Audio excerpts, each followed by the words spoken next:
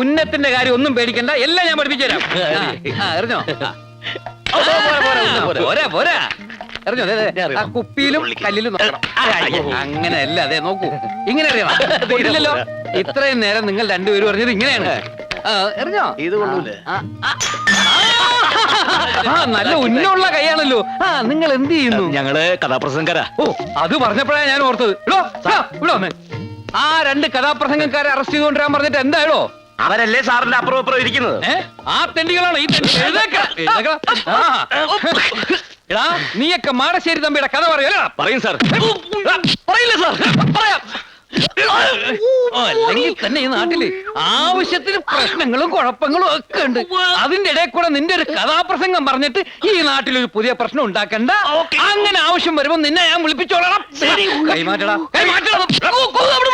ജനം മറന്നു കിടക്കുന്ന പഴയ കഥ കുത്തിപ്പൊക്കി എന്റെ പ്രഷർ കൂട്ടിയാലുണ്ടല്ലോ. പ്രഷർ ഉണ്ടല്ലേ? ആവശ്യത്തിന് ഷുഗർ ഉണ്ടോ?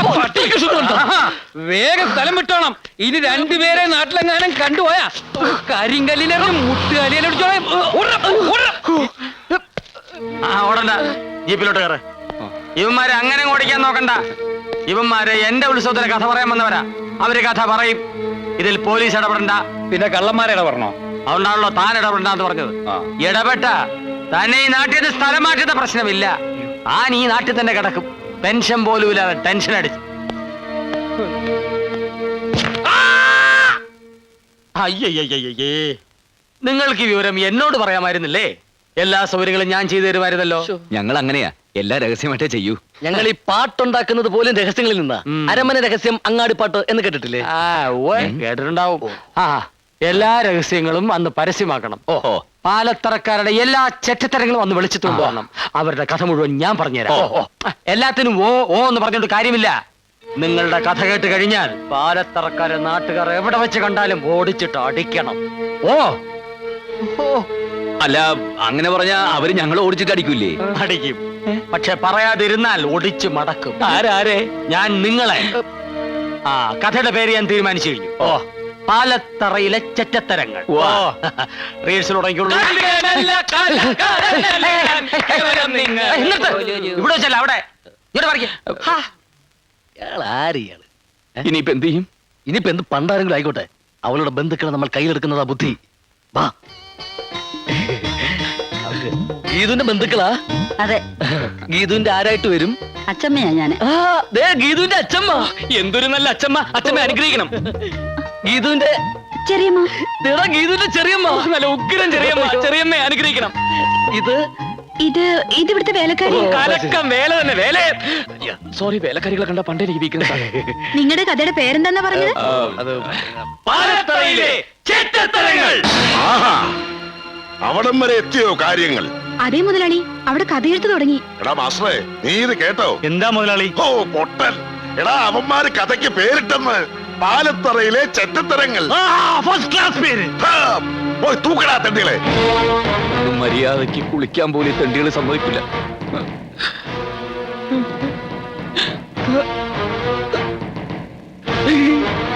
നീയൊക്കെ പാലത്തറക്കാരെ പറ്റി കഥ എഴുതും അല്ലേടാ? രണ്ടിന്റെ നാവ് ഞങ്ങൾ അറിയും. ഇവിടത്തെ ചെറ്റത്തരങ്ങൾ എന്തൊക്കെയാണെന്ന് നിന്നെയൊക്കെ ഞങ്ങൾ നേരിട്ട് കാണിച്ചു തരാം. മാസ്റ്റർ.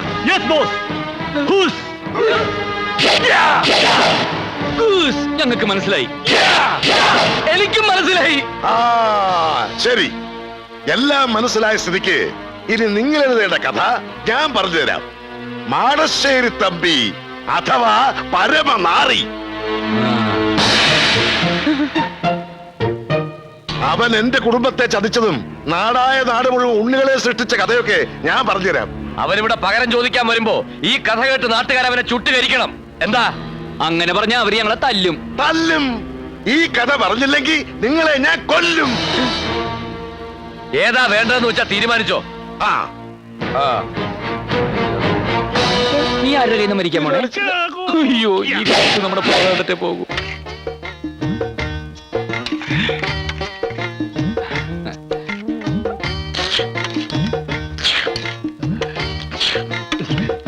എന്താ ഇതിനൊരു പാലിന്റെ ചൊവ്വ?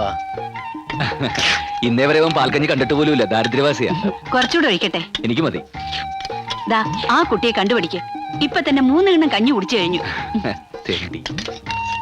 അമ്മായി ഈ പാൽക്കഞ്ഞി കുടിച്ച വെളുക്കുവോ? വെളുക്കുവടാ, വെളുക്കും. ഈ കുടിപ്പാണ് കുടുംബം വെളുക്കും.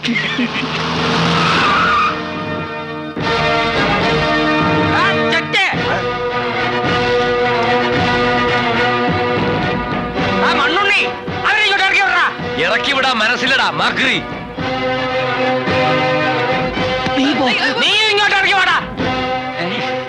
ഞങ്ങൾ പാൽക്കഞ്ഞി കുടിച്ചുകൊണ്ടിരിക്കുകയായിരുന്നു. അതെ, ഫിനിഷ് ചെയ്തിട്ടില്ല.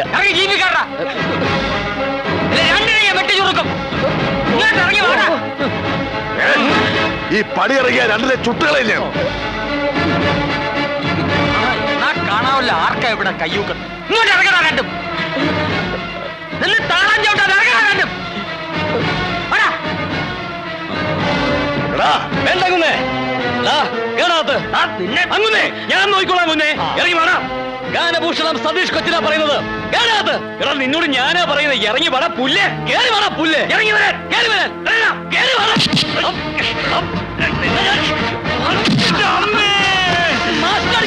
പട്ടി വന്ന് മാസിനെ അടിക്കും, നിന്നെ അടിക്കൂടാ. നിന്റെ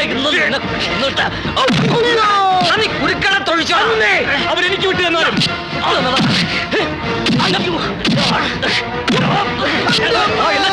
കളിക്കരമേ തുടരുത്.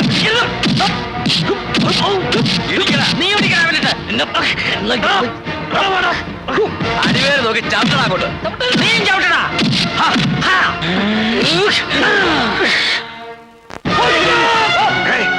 മാസ്റ്ററെ പറ്റിച്ചു. പിടിയവന്മാരെ വലിപ്പിച്ചടാ. കുരുക്കളെ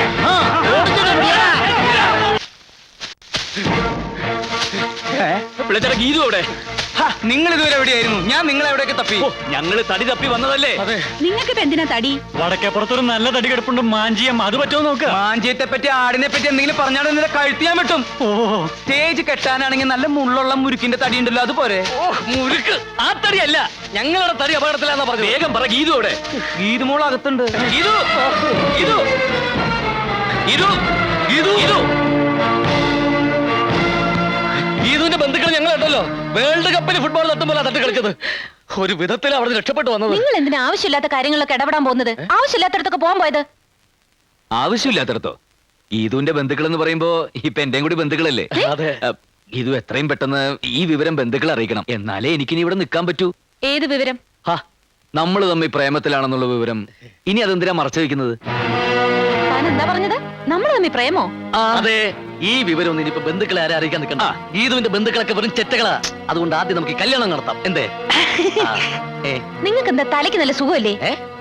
ദേ ഇവര് നിങ്ങളെ തല്ലു ഒളിക്കാൻ വേണ്ടി തന്നെ ഇങ്ങോട്ട് കൂട്ടിക്കൊണ്ട് വന്നത്. നിങ്ങളെ കൊണ്ടുള്ള ശല്യം സഹിക്കാൻ വയ്യാഞ്ഞിട്ട്. അല്ലാതെ ഇവിടെ ആർക്കും പ്രേമവും കുന്തോ ഒന്നുമില്ല. മനസ്സിലായോ?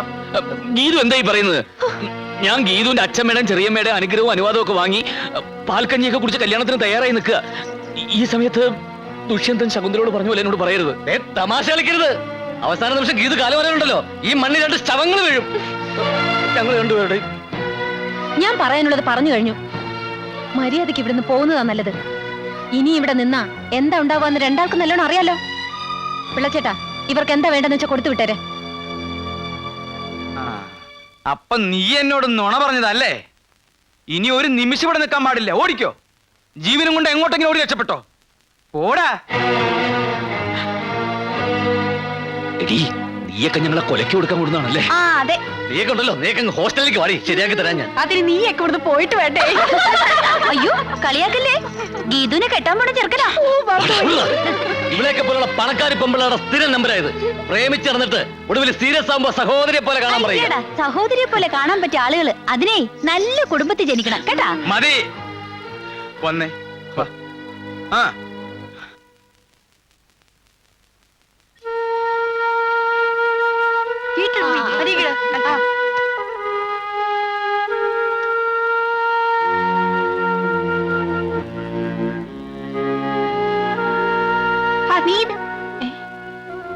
ഞങ്ങള് പോവാ. അനിത പറഞ്ഞ പോലെ ഒരു കുടുംബത്തിൽ ജനിക്കാത്തതിന്റെ കുറവ് ഞങ്ങൾക്കുണ്ട്. ഞങ്ങൾ രണ്ടാളും ഒരു അനാഥാലയത്തിലാണ് വളർന്നത്. അവിടുന്ന് പുറത്തിറങ്ങുമ്പോ ഇത്തിരി സംഗീതം മാത്രമേ കയ്യിലുണ്ടായിരുന്നുള്ളൂ. അതുകൊണ്ട് എങ്ങനെ ഒരു വേഷം കിട്ടിയത്? സത്യം പറഞ്ഞ ഞങ്ങളവിടെ മുഴു പട്ടിണിയിലായിരുന്നു. വിശപ്പ് മൂക്കുമ്പോ എന്തൊക്കെയോ കുരുത്തക്കേടുകൾ കാട്ടിയിട്ടുണ്ട്. അതൊന്നും ഇത്ര വലിയ തെറ്റാണെന്ന് അറിഞ്ഞിരുന്നില്ല. ക്ഷമിക്ക. പിന്നെ അർഹിക്കാത്തതായിട്ടും വെറുതെ ഒരുപാട് മോഹിച്ചതിനും മാപ്പ്. പടാ.